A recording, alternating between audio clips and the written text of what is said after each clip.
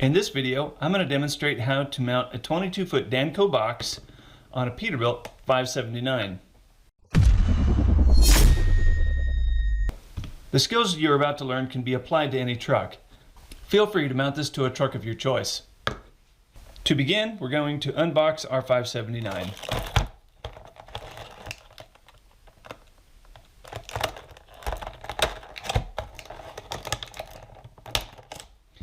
If your truck came with extra mirrors, make sure you salvage those.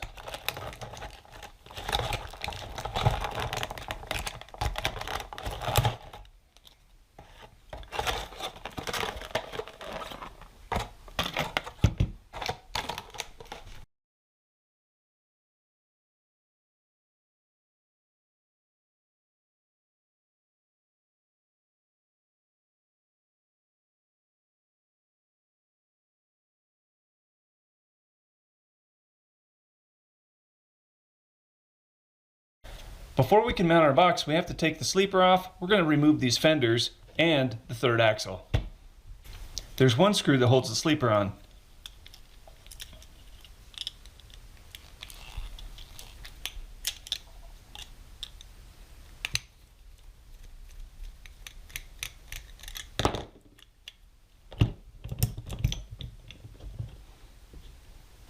There are air lines that go in the back of the sleeper on this particular model. You want to cut those off.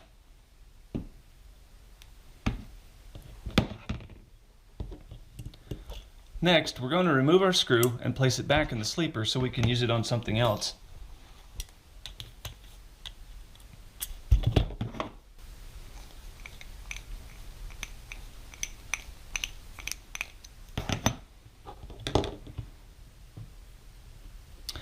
Now what we'll do is remove our third axle.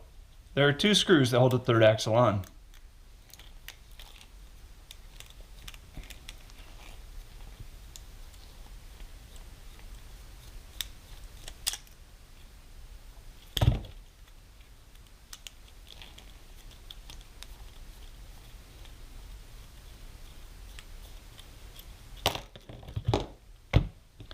The driveline will come off. We'll set that to the side. We'll have to replace the driveline with something aftermarket, as we'll need a longer one.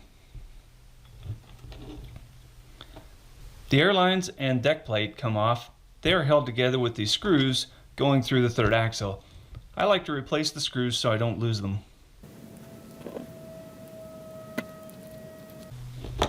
We'll set the third axle off to the side. Next, we're going to take these fenders off. There's actually screws that hold the fenders on the 579. Other models have pins that hold the fenders on.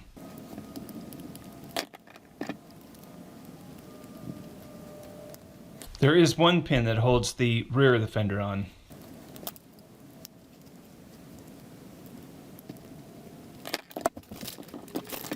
Now we'll take these wheels off so we can take these fenders off. The springs on these 579s are much like a DCP Kenworth, where there is just a long spring without a hook to hold it in place. When you take the wheels off, you'll want to make sure that you have your thumb over the springs. That way they don't bounce away from you once the axle is removed. You'll see what I'm talking about in a moment.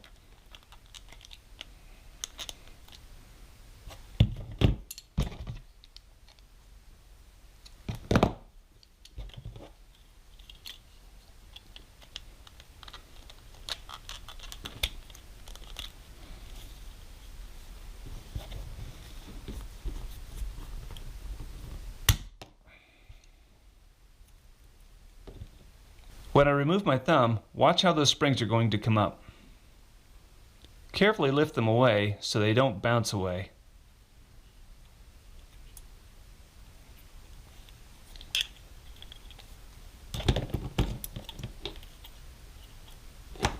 Set them off to the side in a safe place. Now we can remove the rear axle.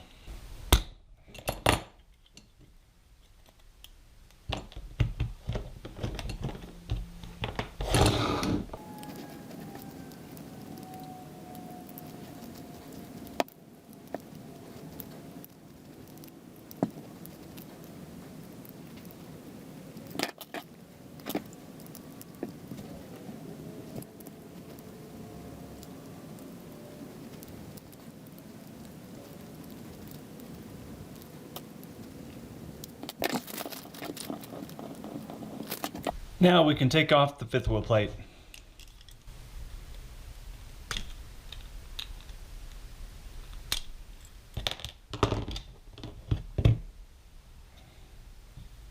Now we'll trim these posts short, and then we'll go ahead and sand down this area here.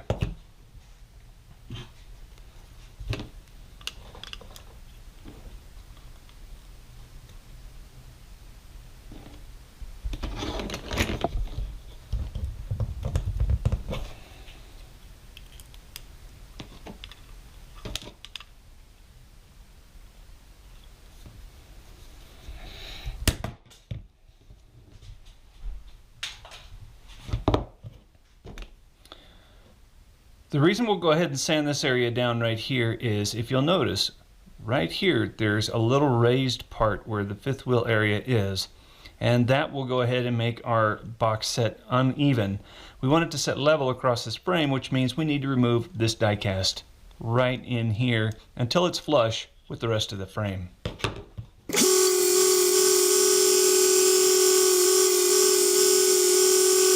Okay, you can see where I sanded down the frame here. All of this raised area is now gone. That way our box will sit flush across the whole frame. Just like so. Nice and even.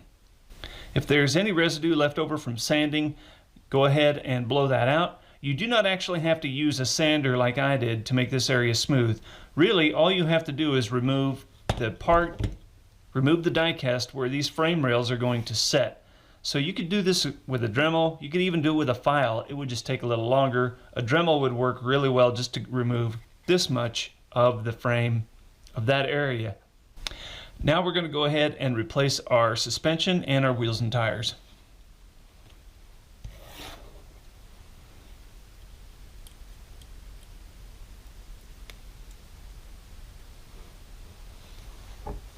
There are two tiny cradles where that suspension is going to rest.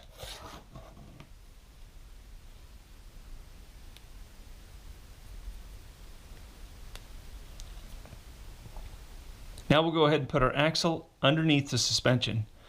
Notice how I hold the suspension down with my thumb so it doesn't rise up and fall out. Again, you'll have to use your thumb or even a tool if your hands aren't big enough to go ahead and push that suspension down so you can get your axle in. Notice how the axle goes underneath the wire. And then we'll push it through the axle hole and then underneath the second wire.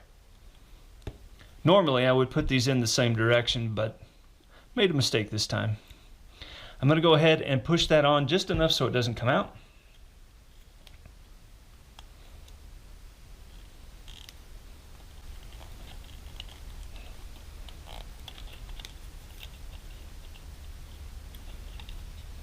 And then push the wheel back on. And there's a little bit of play, but not too much, and the wheels roll freely. To cover up the polished die cast, I'm going to use a black Sharpie just to give it some color so it doesn't look shiny anywhere you might be looking. You'll notice this exhaust came off while we were handling the truck. We'll go ahead and put that on right away. Then we're going to modify the exhaust a little bit so it looks good on the truck.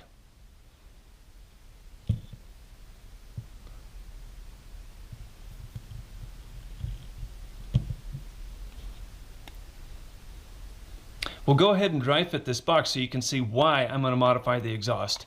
Here you can see, with the box sitting on the frame properly, that the turnout hits the box. Well, this isn't going to work. So we'll just put a bevel on this. You could go ahead and add straight pipes or longer pipes as you wish to get above the box. It just depends on what look you're going for. Since I'm not really interested in putting a lot of money and time into this particular set, I'm going to go ahead and make these beveled pipes like I did on this truck here. To accomplish this, I'm going to cut these rough at an angle cut.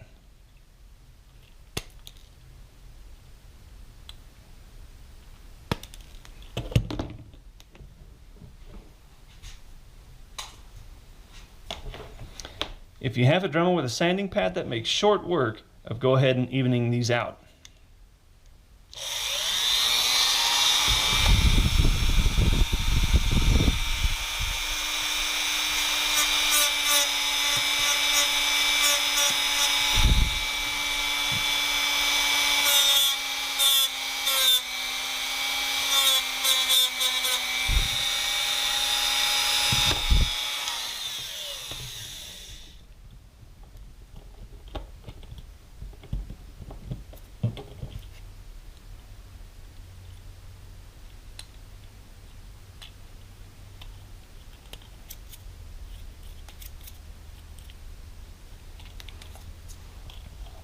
My goal with the sanding pad was just to even these pipes out so they're both the same height.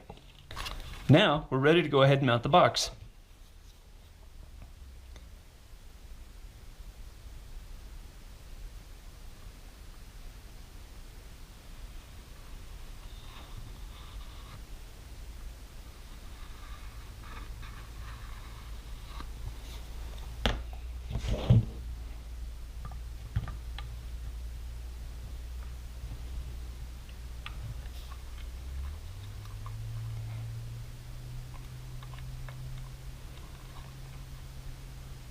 Now we're going to add the longer axle.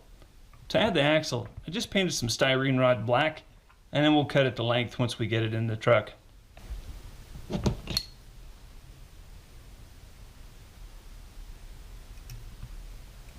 I've rough cut the styrene rod. I'm going to put a portion of it into the transmission, and then made it up to the existing driveline. On this particular piece, I have a blunt edge here that I don't like, so I'm going to flip it over so I have a nice cut edge to marry up to the existing driveline.